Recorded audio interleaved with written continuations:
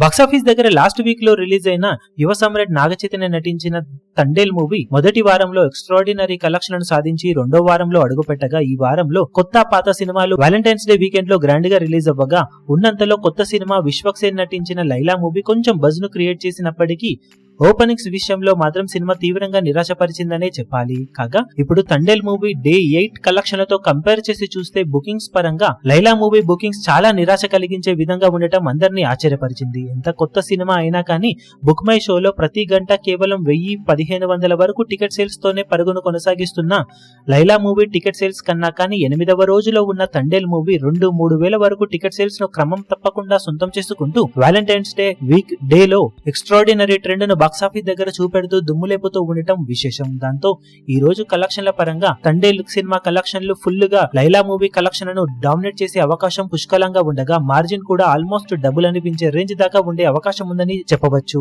ఈ రోజు చూపెడుతున్న డామినేషన్ అలాగే లైలా మూవీకి వచ్చిన మిక్స్డ్ టాక్ ఇంపాక్ట్ వలన శని ఆదివారాలలో తండేల్ మూవీ ఎక్స్ట్రాడినరీ జోరును బాక్సాఫీస్ దగ్గర చూపించే అవకాశం ఎంతైనా ఉందని చెప్పాలి. దాంతో 100 కోట్ల గ్రాస్ మార్క్ వైపు సినిమా పరుగులు పెట్టడం ఖాయంగా కనిపిస్తూ ఉంది ప్రజెంట్ జోరును బట్టి చూస్తూ ఉంటే.